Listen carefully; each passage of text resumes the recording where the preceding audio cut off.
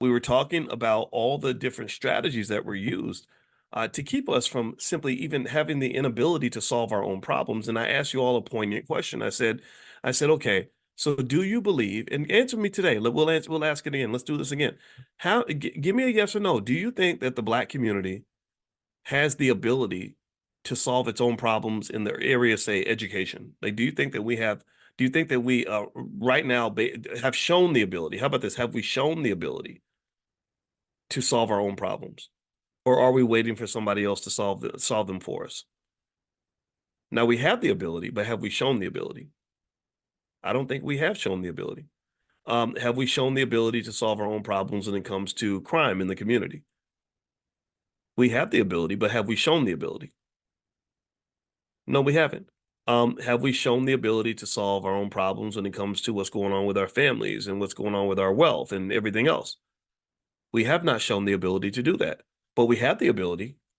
So think about this. If you have the ability, but you have not shown the ability, what's going on? What's the difference? What's happening here? What's the difference between somebody who has the ability to do something versus somebody who actually does it? What's the difference in the person with potential versus the person who realizes the potential? Basketball, you think about sports. What's the difference between like a Tracy McGrady who could have been great versus a Kobe Bryant who actually was great? What do you think the difference is? It's mindset. It's between the ears. It's psychological. It's how you think about the problem and how you approach the issue. It's action over words. It's do you have the courage to actually do what you need to do? Because we have the ability. A lot of you said yes because you were like you because maybe I said the question wrong. We have the ability, but we have not shown the ability. So my point is to say that it's mindset. It's all mindset. So I believe that we have the ability, we have not shown the ability, but we have the ability to craft our lives in the image that we desire them to be. We have the ability to craft the lives of our children in the image that we choose, not in the image that Massa chooses. Nobody has the right, ain't nobody gonna decide how my daughter's gonna live but me and her mother. That's it, period. And then she has a biological father. I respect him too. We're it. We're the Mount Rushmore in her life. And that's it. That we're the government, the Alpha and the Omega, all that.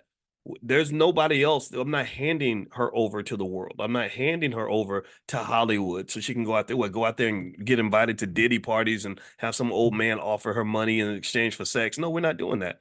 We're not handing our children over to people that don't care about them. So I would encourage you to consider this. Consider this. I'm not telling you what to do. I'm asking you to consider this idea. You have the ability to shape your reality in the way that you want it to be. It just requires a specific mindset.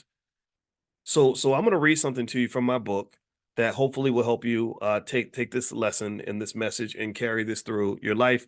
And I wanted to share this conversation with my daughter because I thought maybe it could help somebody today. Again, I said, look, I'll show you how to invest. We're going to build you a capital base.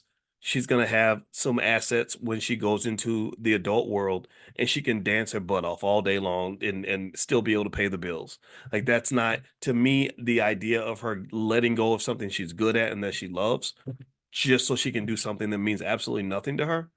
Well, if you want a recipe and a formula for depression, that would be it. If you want to really make somebody sad, take away the thing they love and replace it with racism and racial microaggressions every single day at a stressful job. Do that, and then you're going to create a formula for unhappiness. And I need you to connect that. I need you to connect this because this is bigger than money. This is bigger than like how to get rich and how to drive a Lamborghini. I don't give a damn about that stuff. I'm talking about substance, not the flash.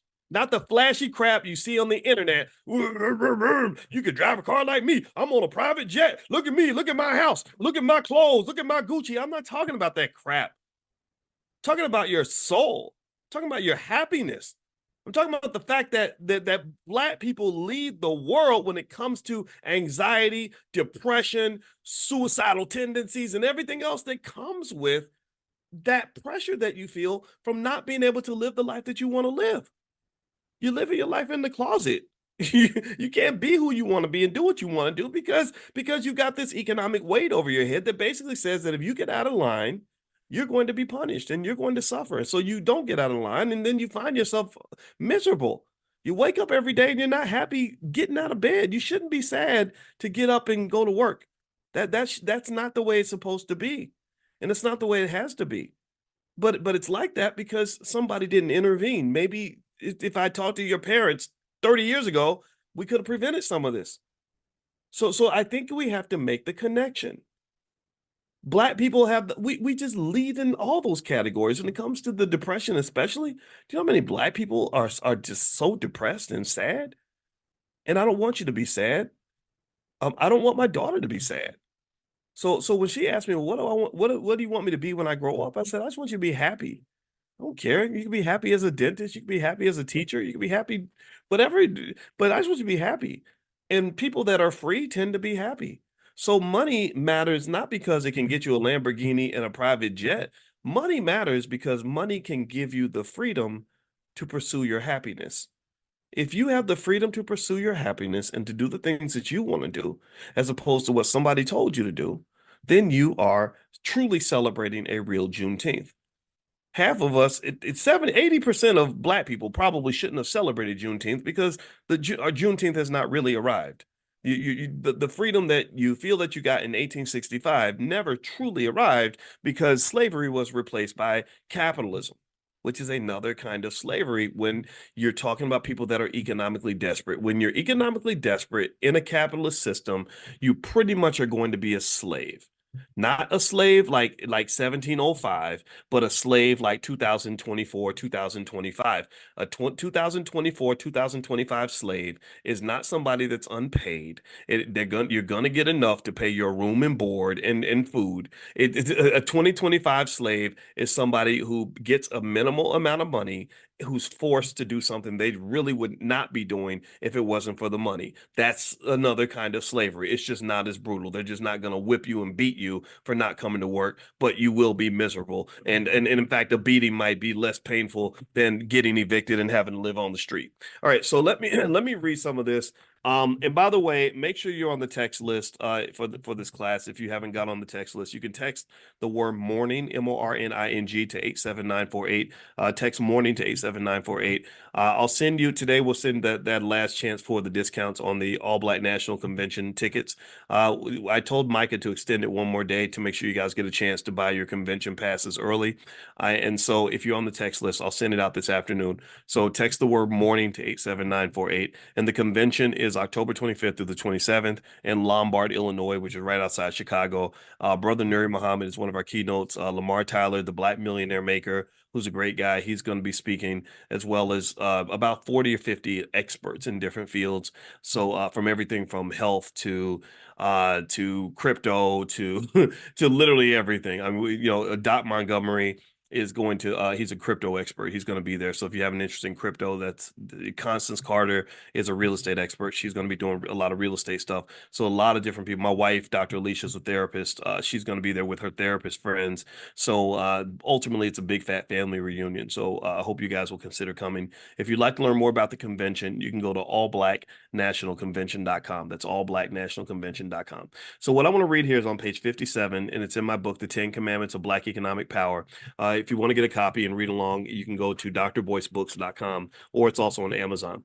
All right, so in our wealth building program for children, I often talk to parents about the kinds of kids we must build in order to control the 21st century and beyond.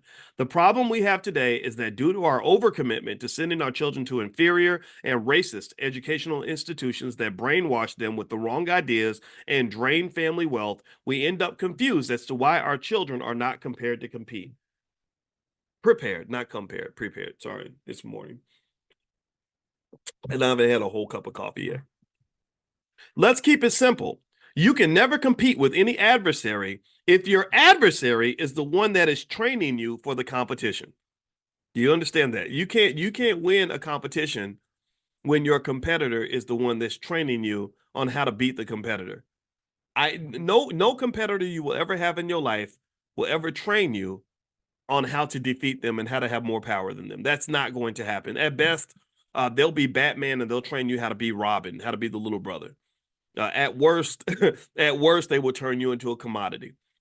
So the idea that just the basic idea that we are trained to systematically and automatically send our children away to people who do not love them to give them a quote unquote education